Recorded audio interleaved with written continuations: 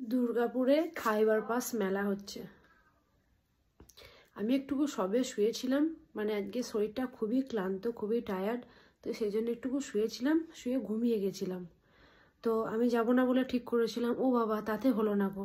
টেনে উঠিয়ে মেয়ে ডাকছে, বর ডাকছে, টেনে উঠিয়ে রেডি করে তারপরে যাচ্ছি। শীতকাল, লেপের তলা থেকে ঘুমন্ত মানুষকে টেনে উঠিয়ে যেতে কি ভালো লাগে বলুন। কিন্তু কি করব, কোনো উপায় নেই, না গেলে মেয়ে ঝামেলা করছে, রাগ করছে, বর রাগ করছে, ঝামেলা করছে, সব কিছু মেনটেন করে এখন যেতে হচ্ছে। চোখে ঘুম, দু চোখ বেয়ে নেমে আসছে, বিছানা ডাকছে, আয় আয় শুবি আয়, ঠান্ডাতে যেতে হবে না, তাতেও উপায় নেই। যাই হোক, রেডি হয়ে নিয়েছি, কোনো রকম একটা চুড়িদার পরেছি, সোয়েটার পরে নিয়েছি, রেডি হয়ে নিয়েছি। তো বেরোই, তারপর ওখানে গিয়ে দেখাবো। চলুন, বেরিয়ে পড়েছি। এই যে রাস্তায় যাচ্ছি, গাড়িতে কুলাচ্ছে না, এ যাবো না, ও যাবো না, সে যাবো না, না না সবাই যাবো। দেখ না, করলে কাকালে, কোমরে, মাথায়, ছাদে, বাম্পারে, যেখানে পারবো সব ঝুলে চলে যাব। সেই হয়েছে আমাদের অবস্থা। বেরিয়ে পড়েছি, চলুন ভিতরে। নেমে গেছি গাড়ি থেকে, গাড়িতেও ঘুমিয়ে ঘুমিয়ে গিয়ে এলাম। এই যে আমাদের দলবল, ভাগ্নি আছে, মেয়ে আছে, বোনের মেয়ে ঘুমিয়ে গেছে কোলে, আমার মেয়ে আছে। বাঙালিরা খেতে এক্সপার্ট, কোথা থেকে কোথায় খেতে আসছে, ভিড়টা একবার দেখুন। আবার বলুন, মেলা বলুন, চুরি টিপ বলুন, যাই বলুন, কোনো কিছুতেই কিন্তু ফাঁকি দেবে না। যাকে চলুন, মেলায় ঢুকবো কি, ঢোকার আগে ছেলে কাঁদানোর জিনিস রেডি। দেখেছেন কত বড় বড় বেলুন ঝুটছে, না কিনে দিলে কি করে হবে। আর ওর মুখের এক্সপ্রেশনটা একবার দেখুন। দাঁড়ান, আগে টিকিটটা কেটে নিই। ঢোকার আগে এদিকে বাঁ দিকে রয়েছে টিকিট কাউন্টার, তো আগে টিকিটটা কেটে নিলাম। আর এদিকে বোনের মেয়েটার অবস্থা দেখুন। হ্যাঁ, তোমার মুখটা ওরকম লাগছে কেন? তুমি তো এত ভালো মেয়ে রও বাবা, সোনামণি। ও টিকিট কেটে নিয়েছি, আমরা আছি টোটাল 8 জন। আমরা এখান থেকে গেছি 6 জন, আর ওখান থেকে আমার দুটো ভাগ্নে আসবে, তো ওদের দুজনের টিকিটটাও একবারে কেটে নেওয়া হয়েছে।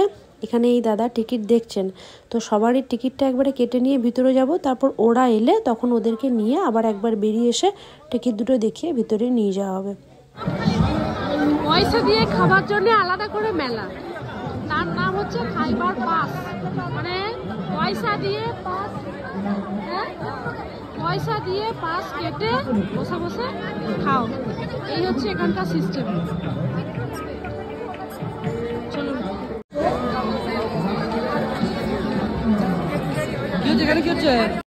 ঢুকতে না ঢুকতেই ভাগ্নির নজরে পড়ে গেছে, মামি ওই দেখো মিত্র স্ক্যাপের ফিশ কবিরাজি, এটা কিন্তু প্রথমেই আগে টেস্ট করব, তারপরে বাকি সব খাবার দাবার। ঠিক আছে, তাই হবে। দিয়ে ছোট মামা গিয়ে আবার এই ফিশ কবিরাজি নিয়ে এসেছে, সেটা এখন বসে বসে সবাই মিলে উদ্ধার। ভাই আমার কিন্তু মাছ খায় না, কিন্তু মাছের বদলে ফিশ কবিরাজি খায়। এই যে খাচ্ছে সে এখন, আবার তার মেয়েও খাচ্ছে বসে বসে, মাঝখানে বসে বসে, কি সুন্দর, ভালো খেতে, ভালো।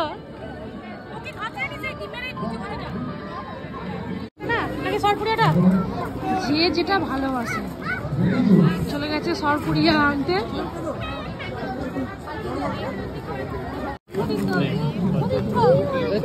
বিখ্যাত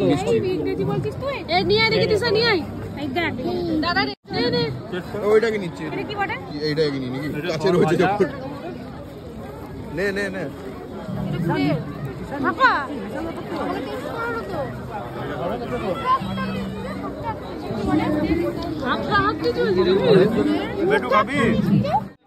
আর এটা হচ্ছে সেই বিখ্যাত দাদা বৌদির বিরিয়ানির লাইন। লাইন দেখে মনে হচ্ছে না বাবা বিরিয়ানি খেয়ে কাজ নেই, আগে দেখি কোথা থেকে কি খাবার এসে সেই সব খায়, তারপরে বিরিয়ানির লাইন দেবো। ও বাবা, তা করতে করতে দেখলাম এই পাশেই রয়েছে বেম্বো বিরিয়ানি, তো সেখানে সবাই মিলে মাত্র একটা, এতগুলো লোক আর একটা বেম্বো বিরিয়ানি অর্ডার দেওয়া হয়েছে। জানেন এত ভিড়, মারামারি ঠেলা ঠেলি চলছে। ওখান থেকে বেম্বো বিরিয়ানি খেয়ে এসে বেরিয়ে এসে, আমি তো জানেন মুড়ি ভক্ত, আবার আমার দেওরটিও হয়েছে, তাই আমরা দুজনে মিলে ভেলপুরি আর মুড়ি।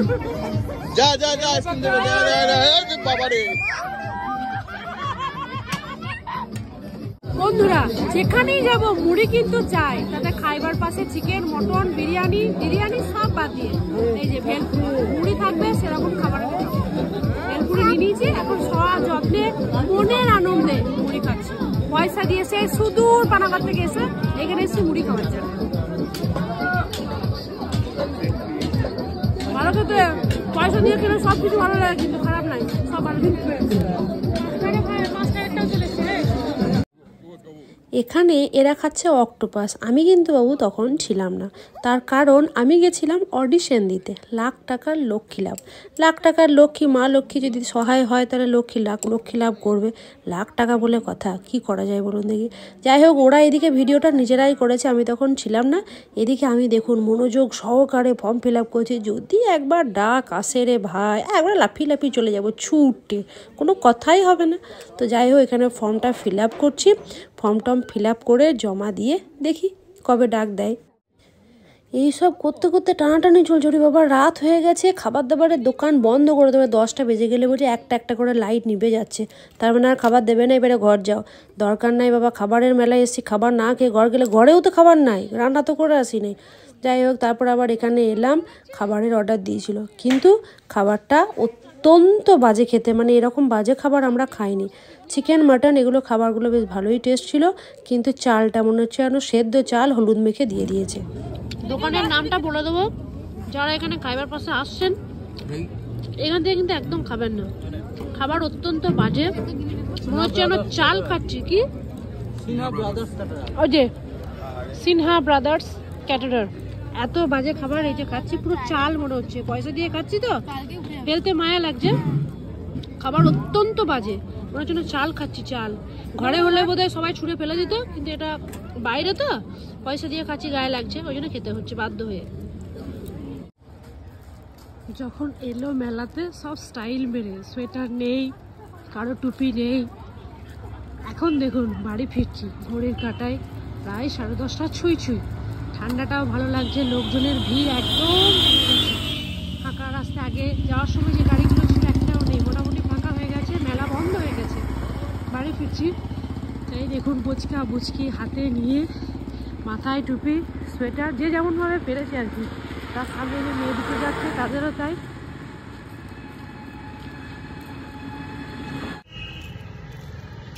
রাস্তা পুরো শুনশান। মা তো এখানকার কোনো খাবার খায় না, তবে ওখানে ছিল সরপুরিয়া আর সর ভাজা, তো মা মিষ্টি খেতে পারবে, তো ওই জন্য মায়ের জন্য এই যে নিয়েছি সর ভাজা। আপাতত এখন টুকটুক করে হেঁটে হেঁটে গাড়ির দিকে রওনা দিচ্ছি, গাড়িতে উঠবো আর টুক করে বাড়ি চলে যাব। ঘুম টুম কোথায় গায়েব হয়ে গেছে, বেড়াতে এসে কি মজা। চলুন, আপাতত গাড়িতে চলে এসেছি, কর্তামশাই গাড়ি ঘোরাচ্ছে, এবারে বেরিয়ে পড়ি।